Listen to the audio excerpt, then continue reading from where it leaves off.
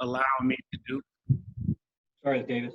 No problem. I just been looking at what it's been allowing me to do, and that's stay at home, spend time with my kids, my family, maybe get into some different things that I've normally haven't been doing. So maybe pick up some new hobbies, pick up some, be creative, find ways to work out, train, run.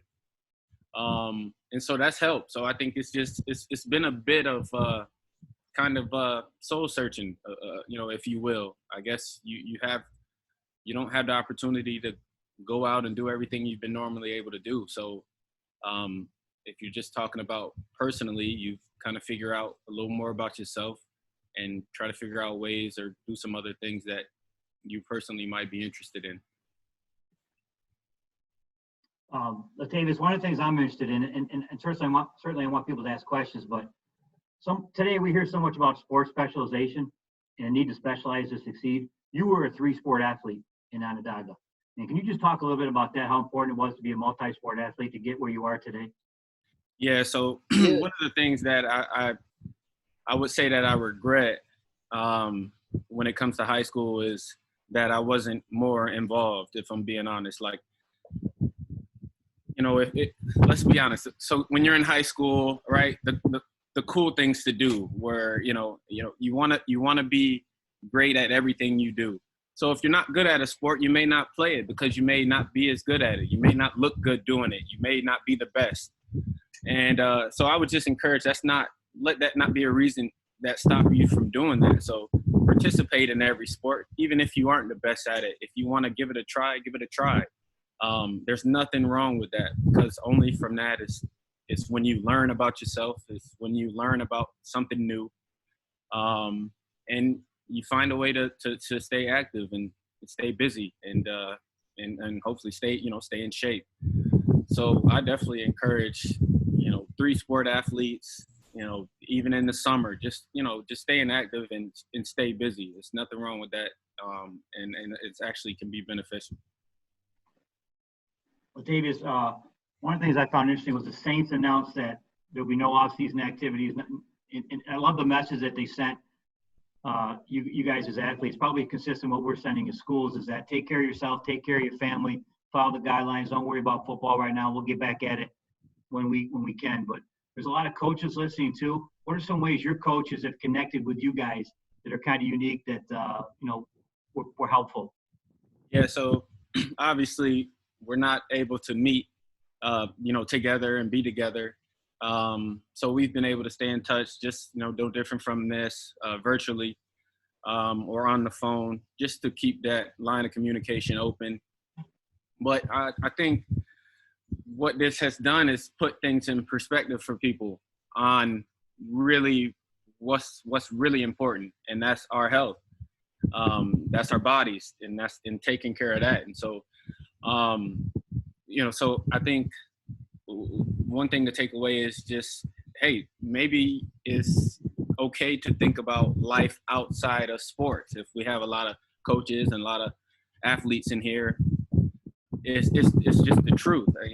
I love football. It's a passion of mine. I've been playing it since I'm a kid.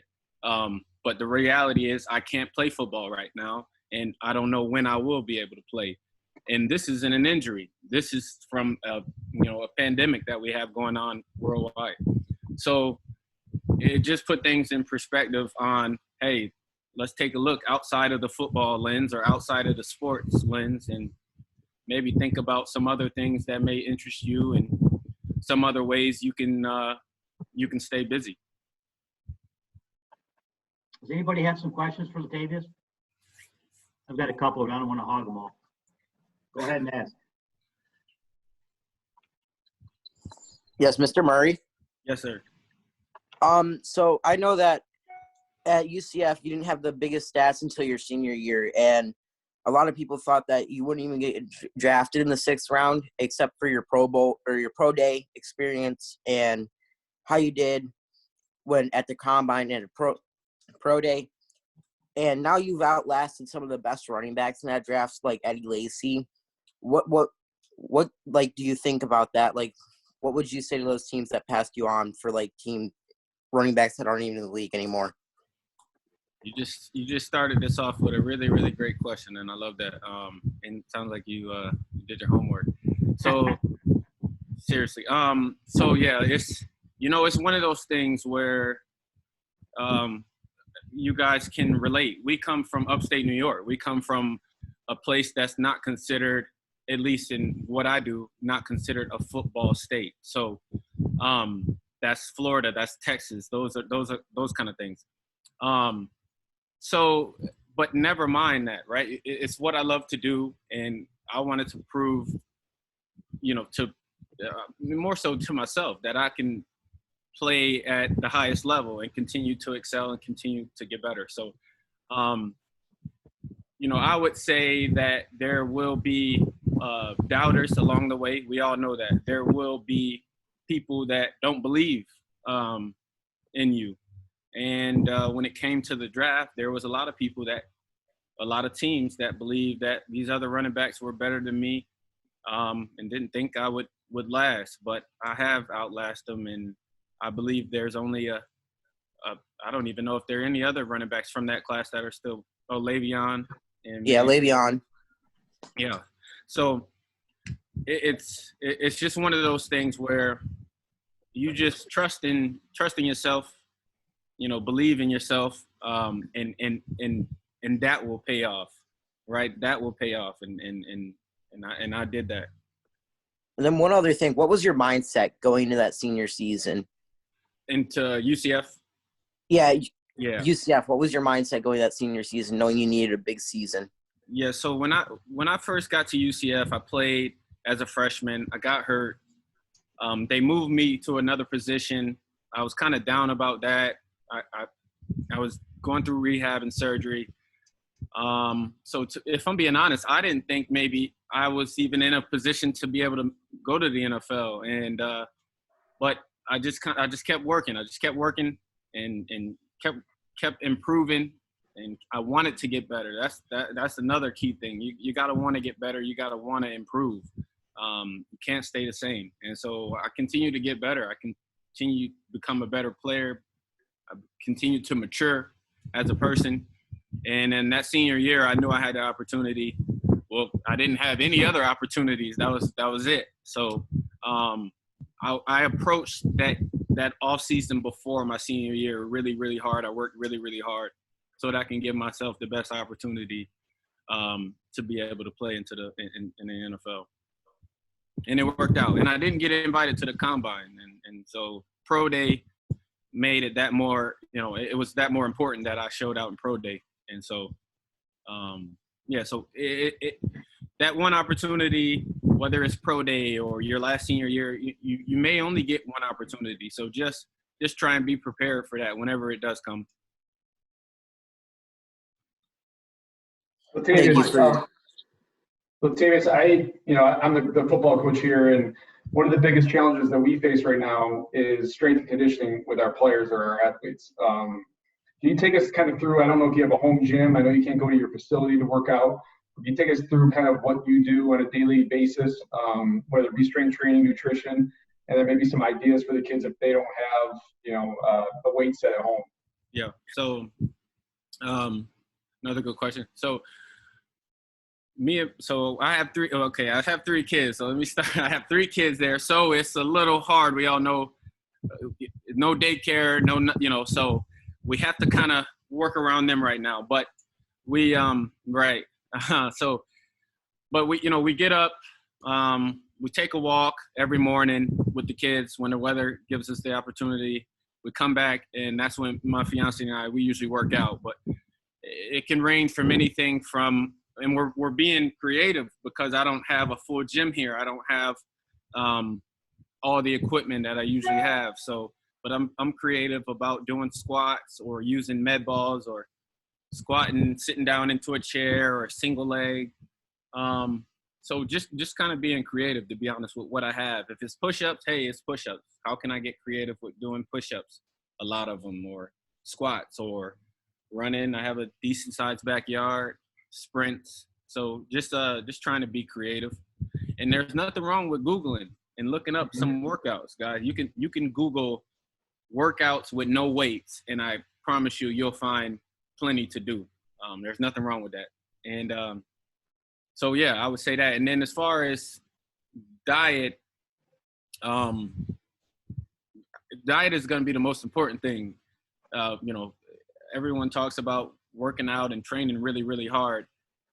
Just know that diet is the most important thing. So if you can, eat clean. Keep vegetables on your plate every time you eat, and try not to eat after 8 or 9.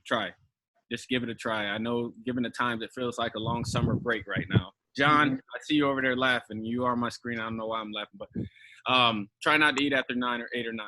I'm a lineman, by the way. I think. No, I wasn't. I seen you laughing when I said try not to eat late, and you just kind of, yeah, give it a try. Okay, sounds good. I actually have a question for you. Personally, I'm going to play college football at Cortland. So Right. as a freshman going into UCF, what was your mindset going in? And you have to beat out these other running backs or the other position that you were. What was your mindset to beat them out? So, congratulations, by the way. Thank you. Congrats. My mentality. Look, if I'm just being honest with you, it's a nerve-wracking thing. Like, for you guys who are are we all seniors in here, or are we? No, all ages, right? So, for the seniors, I can't sit here and tell you that it's an easy thing to go from that next level to that next step. It's a hard transition, even if you're not playing sports. It's something to get, you got to get used to that. But I would just say, again, just stay true to who you are. You just be you and do what's been working for you, and then have an open mind about getting better.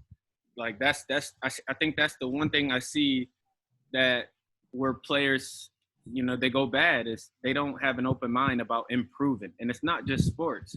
You got to have an open mind about being better, being a better person, being a better player. Just want to improve. And I think that's the best advice I can give you. Just take coaching and be honest with yourself. If you're only going to get out what you put in. Thank you. Other questions? Hi, I'm David. I have a question. So I know a lot of people doubted you and UCF and going into the NFL. Did that drive you to be a better player in the NFL? Definitely. I mean, that's why I mean, it's every bit of probably the reason I am who I am and the player that I've become is keeping a chip on your shoulder, knowing the things that fuel you. Again, being from a small school, that has fueled me, more than you can ever know. Coming from a place like Onondaga, as Mr. Clary might tell you, it's in the middle of nowhere, right? And so when people even think that, a kid like myself came from there, I love that feeling. And I carry that with me everywhere I go. And that's even when I have success, I remind people of where I came from, just so, kids like you, David, can understand that it is not impossible. Don't think that it is impossible because you're a small school, or John, don't think that because you're going to Cortland, it's not Syracuse, it's not Wisconsin. Don't think that your journey is going to end there. Everything is possible, and believe in that. And then that's, I do, and I keep a chip on my shoulder. And I encourage everybody in here, no matter what it is, your goals are, your dreams are, keep a chip on your shoulder. Nolan Thompson has a question. He raised his hand. Nolan, go ahead, bud. So after UCF, were you surprised, were you confident into getting into the NFL? So, I forget the gentleman, Fish. So the question Fish said, he was right. Up until my senior year, I didn't have crazy numbers, stats, but, again, I prepared. But when I knew that I would have the opportunity again at Pro Day, and I did well at Pro Day, so once I got drafted, it was for all these kids, you guys been probably following the draft or will. They were drafted last night. There'll be a draft today. There'll be one tomorrow. I was a day 3 guy. I was drafted in the 6th round. But they all need to understand it is just the beginning of the next step, right? It's not, you get drafted and you made it. So for me, it's no different. If I was a 6th rounder or a 1st rounder, hey, we're back to square one now. How can I prove myself? I'm a new kid that's coming in and trying to make the team. So I was just very motivated, as I said earlier, coming from a small football school, if you will, with UCF. It's not Alabama. It's not Clemson. It's not these powerhouses, right? So, again, that was another part of keeping the chip on my shoulder to show them that, hey, you overlooked me, and I'm here, and I'll prove you wrong. Hey, Latavius, Jim Porcella here. I'm the athletic trainer at the school along with Renee Davis. Can you just talk a little bit about overcoming adversity? I know you mentioned you had an injury. When you do get a setback, what kind of mindset do you get in to overcome that? One of the core values we preach at HFL is resiliency. Yeah. So I was wondering if you could speak to that. Great question, and appreciate what you do. I tell you, if it weren't for our athletic training staffs throughout my career, I wouldn't be here. So to speak on that, my first major injury was in college, and I had I tore an ACL, I tore my LCL, my PCL, and some of my hamstring. I dislocated my knee. And then my rookie year in the NFL, I had ankle surgery. 2 or 3 years later, I had another ankle surgery. Maybe within those years, I separated my shoulder, and then last off season, I had surgery on my wrist. So I say all that to say that, again, so I can speak on the point earlier. When I have injuries, again, it's a part of realizing, okay, hey, at any moment, the game can be taken away from you. But I approach it differently now, knowing that. So I train harder. I train, smarter. I train, I approach it with another mentality, knowing that, this can be taken away from me, but it's what I love to do, and I'm going to give it my all because I'm able to do it. I can come back from this injury. I can come back from this bumps, these bruises. So resilience is everything. If you doubt yourself, then you're beating yourself. And if you usually win that battle within yourself and be resilient, then you can win any battle.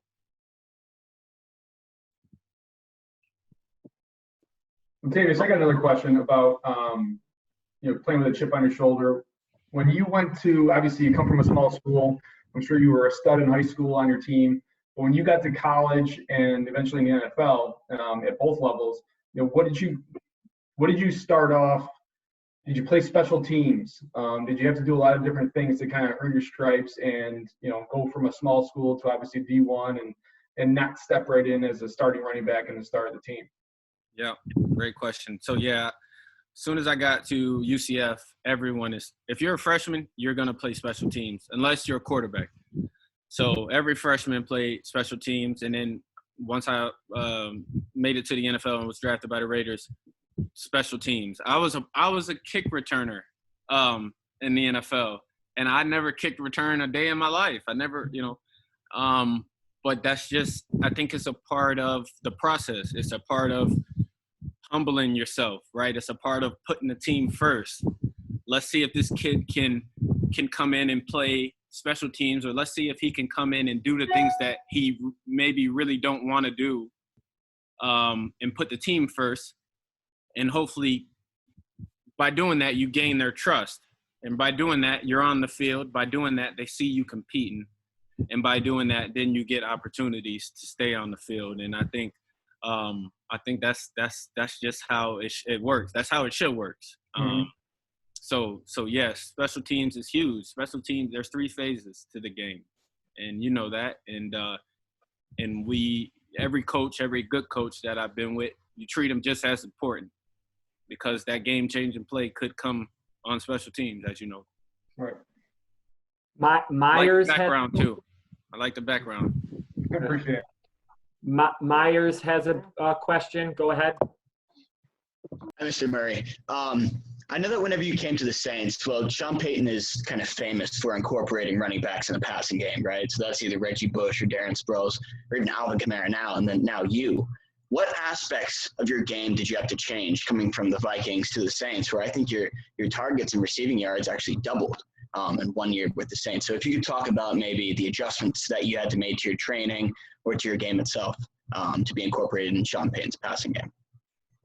Nice. So if I'm being honest, I didn't change much. What happened is I got in a better situation. I got in a better situation with a coach that knew how to use me.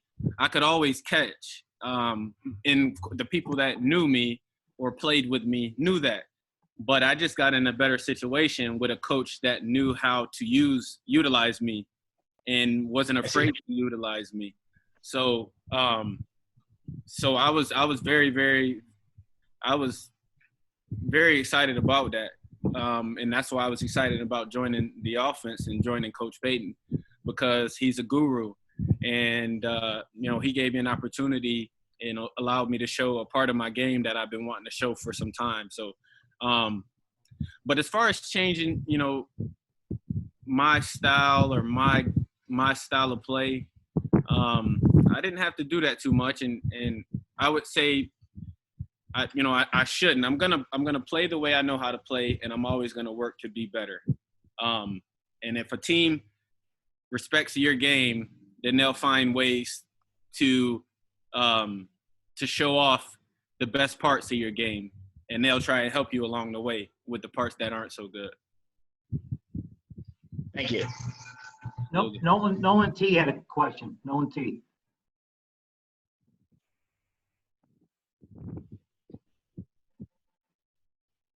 Oh, I just forgot to put my the hand raise thing.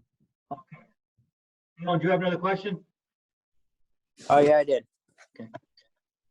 So Mr. Murray, coming into the NFL your rookie year with the Raiders, how big of a role would you say those veteran running backs on the Raiders, how big of a role did they play in your rookie year and teaching you what it's like transitioning from college to the NFL? Did you guys write these questions down or something? Like, you guys are asking better questions than reporters. I promise you. You guys are asking like awesome questions. Seriously. I love it. So I had Marcel Reese, who was a Pro Bowl fullback. I had Maurice Jones-Drew, who was the NFL's leading rusher at a point in time. I had Darren McFadden, who was, I think, the runner-up for a Heisman Trophy. So these were guys who, for one, I looked up to when I came into the NFL as a kid, growing up. And then, I took it all in. They were great to me, and they showed me how to treat younger guys as I've gotten older and became the vet in the room. Now I know how to treat the younger guys, and that's treat them the same way you would want to be treated. They treated me like their own. They made me do some things like go pick up groceries. I had to go do all the runs. I had to pick up donuts, but that's a part of it, right? But they respected me. They respected me, and that's what I've learned, to respect everybody, no matter where they came from. Respect everybody, and I appreciate them for that. Antonio has a question. No, Antonio. Thanks for coming and talking to us, Latavius. But I have a question about like you adjusting to different playbooks. Like, do you find it easy or do you find it hard? Do you just find an easy way to do it? Or So, if I'm being honest, Antonio, I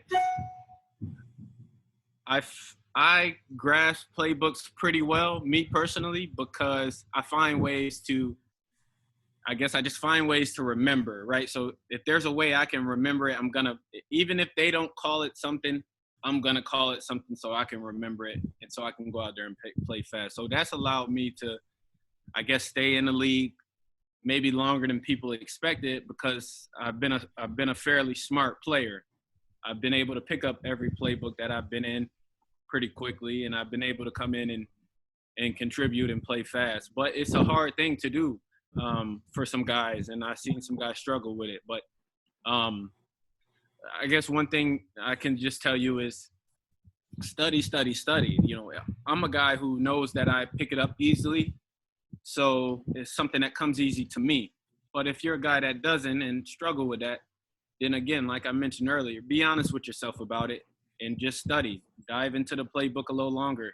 Maybe you need to study longer and harder than me, but that's okay, as long as you do what you need to do so you give yourself the best chance. All right, thank you. Brandon D. Is that a Gators has jersey, by the way? What? Is that a Gators jersey? No, it's the Dolphins. I'm a Dolphins fan. Oh, okay. Tua, huh? All right. Yep. All right, I see you. Good luck. Good luck. Thanks. Yeah. You too. Brandon D has a question. Go ahead, Brandon. Yeah, I kind of had two questions, if that's okay. My first one was kind of the relationships you have between the locker rooms, and obviously being in, having been in 3 different teams just in the NFL. How have those relationships that you've made, say in the locker room of the Raiders or the Vikings, kind of transformed to or kind of stayed together as you move teams, and then when you go and play those guys, what's that kind of like? Yeah. It's for one, it's real cool when you go back and play old teammates, especially when you beat them. There's nothing better than that. But obviously the Vikings got the last laugh, so I'm waiting on that revenge. But it's when I think we all can agree sports is special because it brings people together from all over. And so I've been able to team up with just, some people from all over, guys that I've been fans of, as I mentioned earlier. And so I think that's what's been the coolest part. And then to maintain those relationships when I'm done in the off season, or inviting people, like I have a few teammates that will be in part of my wedding or invited to my wedding. But I think that's just what it's all about. That's what sports does. It brings people together. It creates relationships that last forever and memories that last forever. And so when you go through, practices and times like that with friends and teammates, you create a bond that can't be broken no matter what, even when the games are done being played. Yeah. And then my last question, did you ever have that like kind of starstruck pinch me moment, kind of like when the NFL was obviously probably a dream for you, and then so when you kind of made it there, did you ever have that moment where you kind of were taken back a little bit almost? Yeah, always. I still do. And I think, again, that's a part of what makes me who I am. I will never be a guy who, if I see someone or it's just I'm a fan of someone, I'm going to let them know. I'm going to do it in the right manner. But if I ever was to act like I'm too cool for a guy I know that I've been a huge fan of all my life, then that's just I wouldn't be me. So I have those pinch me moments all the time. In Oakland, again, like I said, Darren McFadden. I mean, this is a kid that I was watching in high school or even early on before that, just out of this world. Obviously, Drew Brees. It's like, come on, are you kidding? Like, those are the kind of things, and I'm not afraid to tell them. It may be funny, but yeah, I mean, Drew, I was 8 years old when you got into the NFL, so but it's what it's all about. Like, I love it, and I'll always let those guys know. I let Brett Favre know last night. We were on this virtual stream together, and I had to tell Brett Favre, I'm sorry, man, but I'm a huge fan personally, and my uncle grew up a diehard fan of the Packers, and he'll probably steal my laptop when I'm done because I talked to you on it. So, yeah. Thank you. Absolutely. I believe Brandon's a Purdue student also too. Oh yeah, I was trying to make it out. Oh, so Drew. So yeah, Drew. Yeah. Drew, yeah. How did Purdue become a what? How did you become a fan of Purdue? Oh, so I don't know. I had a friend that went there from New York here, and I just gave it a shot and went and looked at it. And kind of fell in love with it. Nice. I work with a guy that you might know. It was an SID at UCF for baseball, and then he was part-time for football. His name's Ian McDougal. Ian McDougal. He said he's just telling me he's met you a bunch of times at baseball games and stuff, and had, nothing but great things to say about you. It was pretty cool to Awesome. do that. Awesome. So are you going to Purdue next year? I'm going to be a junior there next year. Oh, nice. Yeah. Well, congrats to you too, man. Thank you. Yeah. John S. has a question. Go ahead, John. Hi. I have a question. Out of the 93 games that you have appeared in overtime, what is your most memorable one? Most memorable. It would either be probably my first breakout, my first NFL touchdown. Yeah, I probably remember that. It was versus the Chiefs when I was with Oakland. Or it'd probably be the Minneapolis Miracle when Diggs caught that ball versus New Orleans. Those two right there, I could never forget. I'm assuming everybody saw that, right? The Miracle. Yeah. And was it your first touchdown on Monday Night Football? Was it Monday Night Football? I should know this, shouldn't I? It was Thursday Night Football. It was Thursday night. Okay, I know. Thursday Night Football. Yeah, versus Kansas City. Yeah, and the Miracle thing is kind of awkward now because now I'm on New Orleans. So whenever they talk about that play and I'm in the room, I just no comment, Jacob Campbell. So I don't play football. I play baseball, and all right. I'm a utility player. You've talked about playing multiple positions. How important is that to just playing your sport overall? Yeah, that's another great question. You guys are really messing with me. Did you Google these questions or something? So it's huge, man, because you just become that much more valuable, right? Again, I'm gonna keep saying it. It's not just with sports, but with anything you do. The more you can do, the bigger an asset you are. So when it comes to sports, if you can play multiple positions, let's just say it comes down to you making the team or a guy that can only play one position making the team. They're going to keep the guy that can do more. And that's the same with the NFL. We drafted a center last night.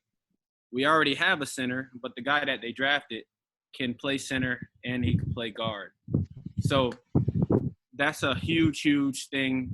I never even thought of this at your age, though. So that's why I'm saying these questions are just bananas. But the more you can do, the bigger asset you become and the more important you become to that team. So I encourage it. I really do.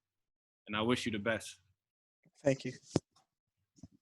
Latavius, off that question, I have a question. How did you feel about the draft pick last night that the Saints made? He's an offensive lineman, and I love that if he's going to get me into the end zone. So. Okay, Seabird. Seriously, yeah. I mean, more protection, more breaking up. Let me transfer inside because the wind might be disrupting the connection. Just give me 1 second, if that's all right. Could you guys hear me? Yeah. All right, just give me 1 sec. It's like MTV Cribs, man. You're showing us your house. Oh, yeah. It's the backyard, so I got a little bit of space. I'll show you guys the what? Cribs. MTV. Yeah. Latavius, it looks just like Nedro. Like what? Yeah. A lot less snow.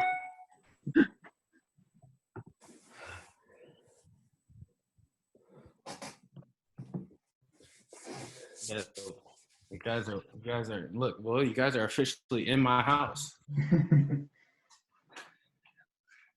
Who would have thought that today? Huh? I got 100 people in my house right now. How's that for COVID? social distancing is best. Kelvin, you're up next, okay? When he's ready. Yep. Give me 1 second. I don't want the phone to die, so I can grab the charger.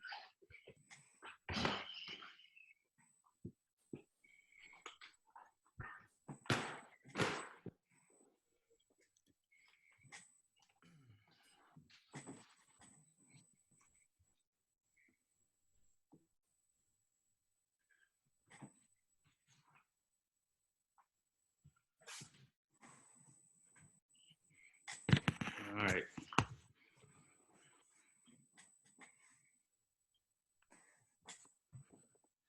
Okay, so my question is, you've obviously played for multiple NFL teams.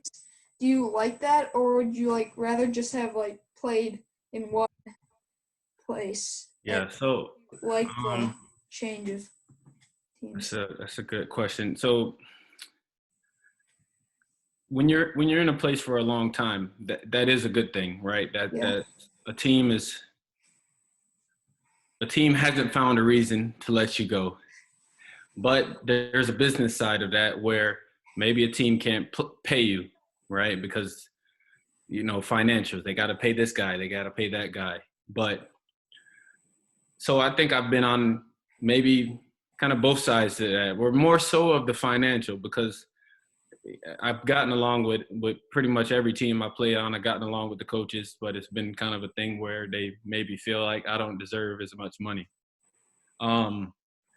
But with that, it's given me the opportunity to see and experience new cities and new teammates, and that's been cool. Like, I've been able to play with a whole bunch of different guys. Now I'm playing with a quarterback that's gonna go down in the Hall of Fame. So if I would say that it's been cool for me to be able to experience new cities that I've never been or lived in.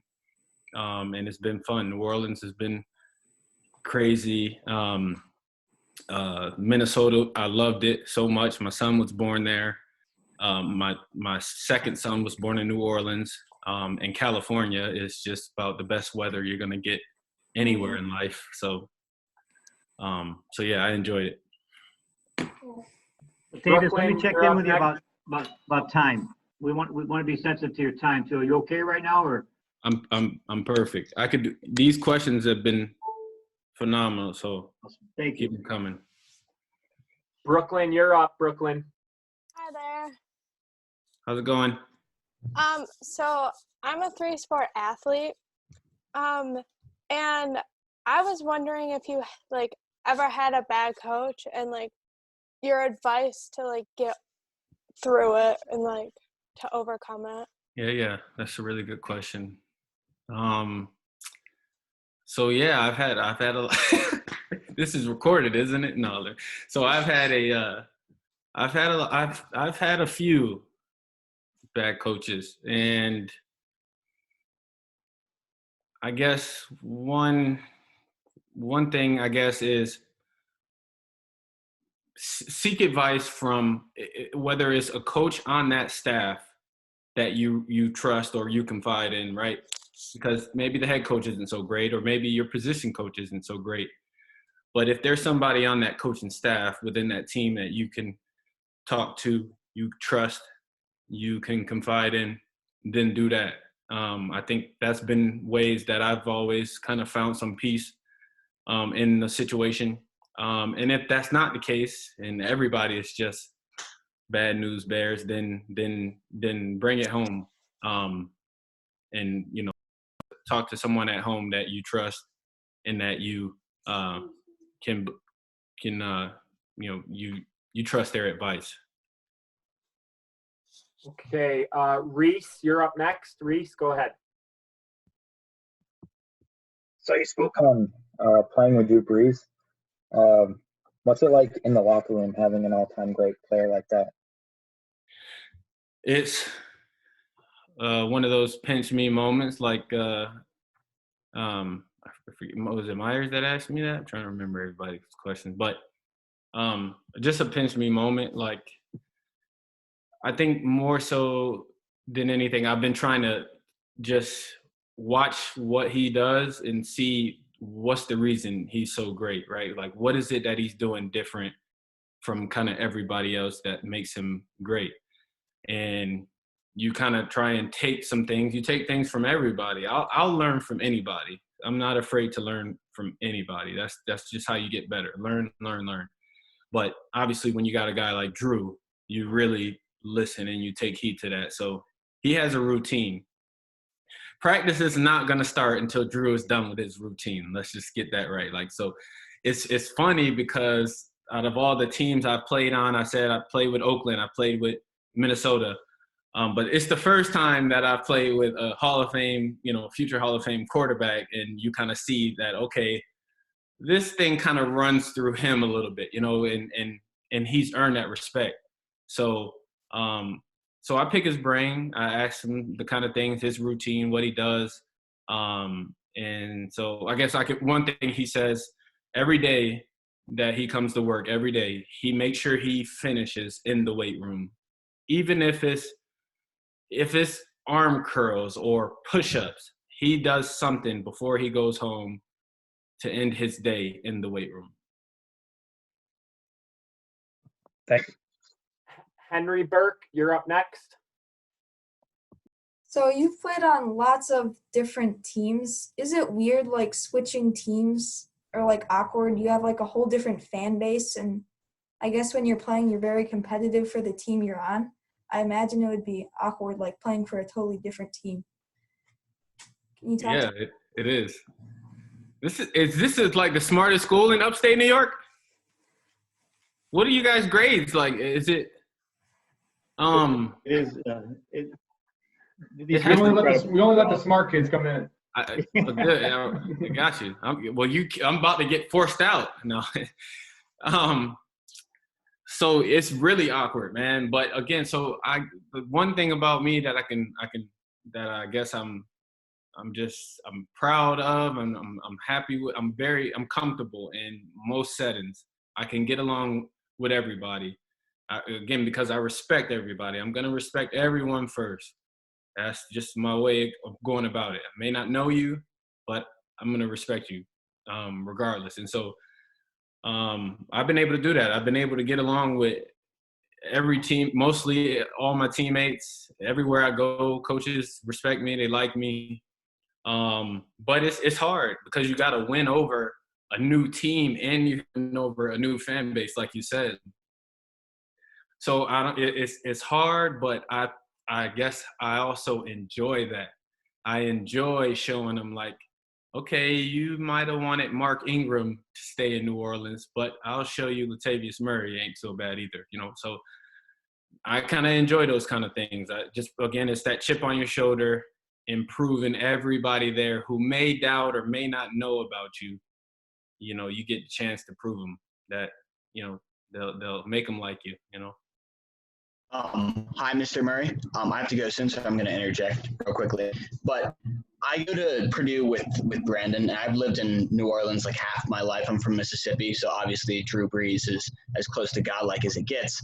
And I know that as a member of the NROTC unit at Purdue, a lot of being a leader isn't just ability. It's not just athletic ability. I mean, as you were talking about Drew Brees, and he's obviously very physically gifted, but what makes him, like verbally or leadership characteristics, what makes him such a good leader in that aspect? I think like you mentioned that it doesn't have to deal with athletics. And so I think it's more so, I guess, how he leads by example. You see the way he carries himself in the locker room. If you're a teammate, you see the way he carries himself in the locker room. Again, he's going to treat everyone the same. He's going to treat the coaches the same. He's going to treat the training staff the same, Mr. Porcella. He's going to carry himself the right way. You see how he is as a father, as a man, as a husband. Though we don't know, everything that's going on in his life, but he carries himself in a way where his actions, he's leading by example. He's just not talking about it. And I think, like you mentioned, we're all not gifted, right? But we can carry ourselves in a way again, the way you want to be treated and the way you want to be seen, act and respond in that light. And I think that it can go a long way for life, to be honest with you. Your legacy and the way people, when you die and the way people think of you and think about you, that could go a long way. And I think a lot of people care about that, a legacy, and if people respect you and if they felt that you respected them at the end of the day. Great question. Xavier, you're up next. Go ahead, bud. Hi, Mr. Murray. How's it going? Quick question. So, what tips would you have to be more seen by college coaches or like by higher level? College coaches. So when I was in high school, I was making my own highlight tapes and sending them out to whatever schools that I was interested in. So I would say that's the one way, is if you're talking about doing the legwork yourself, is taking amongst yourself, put together some highlight tapes, send them out to the schools that you're interested in, see if you get a response. Also, go get involved in the football camps, that if there's a school you're interested in, go ahead and do it yourself. So these are kind of some of the things I'm saying you can go ahead and do yourself. Now, once you start getting that attention, obviously that's what you want. But some things that if you're not there yet, and you're trying, enter some of these football camps, send out some of your highlight film to them. I think there's nothing wrong with that. Be proactive. I guess that's what I'm trying to say. Just be proactive. Thank you. Yep. Let's go, Cooper. You're up next. Go ahead, Cooper. Okay, I know you've given a lot of advice already, but what other advice would you give to someone who's trying to make D1 or pro football that's not quite like the worst on the team, but not the best? I would just say, just continue to work hard and continue to improve. So look, I think we get caught up in, okay, like what's great and what's, being the best and whatnot, right? So just focus on like what's great and what's the best for you. Like don't try and compare yourself to a Drew Brees or a Le'Veon Bell or a Cam Newton or a Lamar. Like, just what's great for you. You know yourself better than anyone. If you're giving it your all. If you could be better. If you can improve. So as long as you know that, and as long as you're honest with yourself about that, and you work to be better and try and work to be your best, that's my advice. That is my advice. And because if, quite frank, if your best isn't it, then at least you can say that you did all you can do. But don't try and live up to anybody else's expectations. Thank you, sir. Ben, you're up next. Go ahead, Ben. What is your favorite part about like moving everywhere? Just experiencing new things, new food, new culture. I think that, again, it just comes down to just learning and experiencing. You experience new things. There's nothing wrong with that. Like I said, for the three athletes, or the 3-sport athletes, even if you're not the best at that sport and you want to play, give it a try. And I think that's no different from why I kind of maybe enjoy or have not struggled with changing teams and cities. I thrive in being uncomfortable. I want to learn more. I want to experience more. I love to travel, to be honest. So I think that's a part of just kind of what I've learned. And I had the opportunity to go away to college when I was right out of high school. And I chose to go down to Florida because I think for me personally, I knew I needed to experience something completely new, not just upstate, but everybody's different. But for me, it's what I needed. And unless it's the visit, I haven't been back home since. But, Mari, you're up next. So I'm sure you've met. Oh wait, I'll wait for you. sorry. No, you're good. So I'm sure you've met like hundreds of great people in your life, and like through high school with coaches. What do you think is the greatest piece of advice you've like heard from someone and that's like stuck with you, that's driven you to become the player you are today? Because I'm sure like whether it's if a coach said something bad about you or if it's like you had a good game and someone said something that really stuck with you. Can you remember anything about that? Yeah. So I mean, I make clown about it and make jokes, and kind of everybody does. But like, so in college, the NFL, my coach always says, and I'm sure y'all heard it, the NFL stands for what? Not for long. Not for long. There you go. For everybody who said not for long, Mary, you're not wrong. It is the National Football League, but it stands for not for long.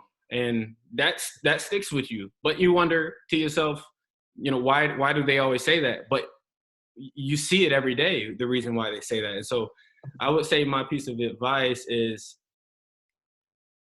it was that, because it put it in perspective of, okay, how it's hard to do. So how hard do I have to work, and how can I be different from everyone else that wants to be in the NFL just like me?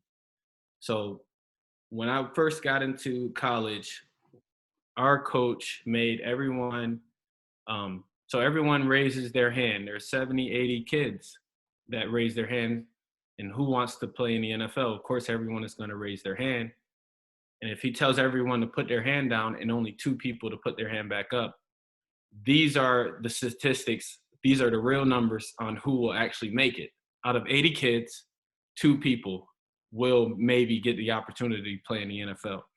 So it's that reality, right? It's that reality of what the numbers are, but also understanding that you can be the one of the 2. You can be one of the 2. It's just how can you separate yourself to be that? And how can you be different and work harder than everybody else to be the one of the 2? So out of respect for Mr. Murray's time, let's just take 1 or 2 more questions. That's okay, Mr. Murray.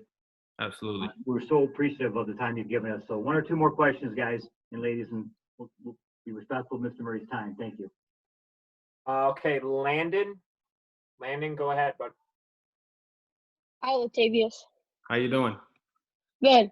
Good. So as a running back, running backs don't always last that long in the league. How do you feel you're going to continue to play in this league and still like be good and develop even more? Yeah, so basically, Landon, thank you for telling me that I am getting old. I appreciate that. I am getting old. I'm getting old for my position. I'm getting old for this sport. No, I'm getting old for my position. Running back usually lasts, the lifespan is 3 to 4 years. I'm going into year 8. Quarterbacks obviously can play longer. Defenders can play longer because they're doing the hitting. I'm getting hit. But what's kept me in the NFL is probably my mentality of just wanting to get better, wanting to improve. Again, if you continue to do that, you'll find ways to get better and develop. And then, and I've taken care of my body. We spoke on that a little bit earlier, but I've taken care of my body. I stretch, I get massage, I work out, I work hard to maintain the physical, ability that it takes to play. I take pride in that, and I know how important that is. And so I'd be lying to you if I didn't say that. So I work hard at it, and I'll continue to do that for as long as I can. And I encourage everybody. Your body is your prized possession. Look at everything that's going on right now. The reason why we're not all together is so we can take care of our bodies. It is our moneymaker, right? So take care of your bodies, everybody. Thank you, Latavius, and good luck this year. Thank you. Jay Gray, go ahead.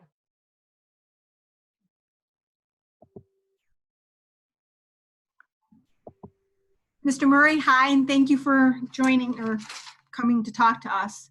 I want to ask you in terms of, you talk about work ethic, but in terms of minutes, hours, days, or weeks, what kind of time commitment is required to achieve, your level of success? Like, so that the kids know that when they want to improve and they want to do what it takes in order to get into that college or to get onto that professional team, what are they looking at as far as that time and work ethic? Yeah, that's a great question. Thank you for that. So I would say, okay, let me just, I can put it maybe in perspective of like during our season, because right now it's the off season, so it's a bit different. But during the season, there's not a day that I'm not in the football building. And that's including our days off. So I guess maybe simply put, we're in there for hours on end and day, but you have time to yourself. And even in that time to yourself, you have to find ways to get better. If you're lifting, if you're studying, watching film, right? So I think simply put, you just have to be willing to do what everyone else is not willing to do. And if that's training for a few hours a day, 5 days a week, 4 days a week, obviously being smart about it. But if that's 5 days a week for a few hours, you go out and you train and you lift or you work out or so that's in addition to your practices. You would put in an extra 2 to 3 hours a day, and then that day off, including your day off, you'd be putting in the time, whether it's stretching or looking at videos or practicing whatever your weakness is. Yep. So if we're in the build, if we don't have to be in the building until 10 o'clock, no, sorry, if we don't have to be in the building until 8 o'clock, I'm usually there around 6:30. And you guys know, teacher, if you're a teacher, I'm sorry, or coach, I'm not sure, but we're there early to get things done, to be ahead of it's no different with football. There's always things you can get done. There's always things to get ahead of. And so if that's me getting there early to get in the hot tub, stretch, roll out, take care of my body. If that's me staying later to watch film, lift weights, that's another, hour or two. So it accumulates over the course of the week, that these extra hours that I've put in. So just being willing to do a little more, do a little extra than what everyone else is doing. Because normal, I guess that would be a bad way to put it, but normal is for the guys who are sitting at home, right? But for the athletes who are in it, we've been able to find a way to be abnormal. I gotcha. That kind of. So basically, you're probably putting in 8 hours a day, like a full-time job. Yeah, and maybe in time, and sometimes, and then some. Right. Yeah, if I'm being honest. Well, thank you. Because it is a job, Right. Especially when you get to this level,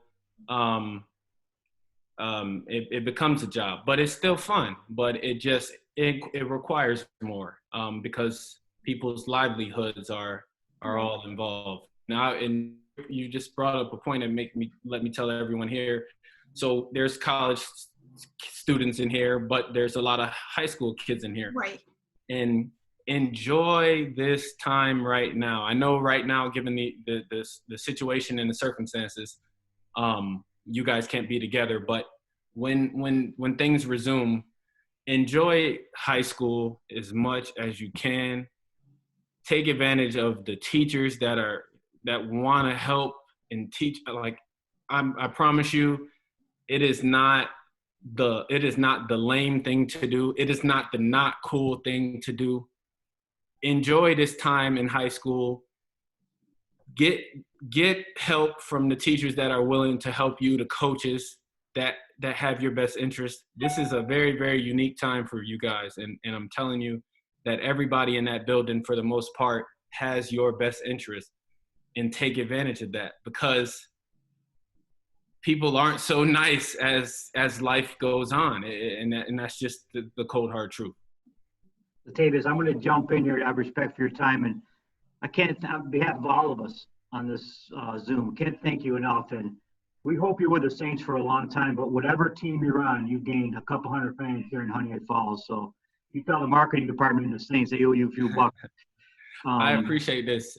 And I tell you what, I'm a fan of everybody in here. These questions were awesome. And for everybody that showed up, this means a lot to me. Nick, maybe one day, maybe. Maybe. To be honest, if I had a way to, if you were to ask me what's the perfect ending, right, to this story, to the Latavius Murray story, it would be that, Nick, and it would be us winning a ring with the Bills. It would be me coming back to upstate. Yeah, I'm getting goosebumps. Yeah, hey, me coming back. You know, it's recorded, isn't it? But I've already tweeted this, but don't put this out there. But I won't put it out. Coming back to upstate New York and winning a ring would be the fairy tale ending for me. I promise. I can honestly say that. That's awesome. Oh, we're sending this to Bean. We're sending it to Bean. Latavius, can't thank you enough. Any final advice for our athletes, and then we'll get you out of here and as we continue to get through this. No, as just what I started with earlier, guys. This is a very it's a unique time. It's a sad time for some others. It's some sad time for some others, and for the ones who've been fortunate and haven't been affected in that way, just look at the bright side and what this thing has maybe been allowing you to do. If that's be with family more, if that's stay home and read, or just take advantage of it, because it's a unique time and it may not happen again, and there may be a time where you look back at this and say, man, I need that, or I needed that. Latavius, wishing you the best, and we're rooting for you. Thank you so much. Thank you, guys. Good luck to everybody in here. Thank you for the questions. Stay healthy. Thank you. All right.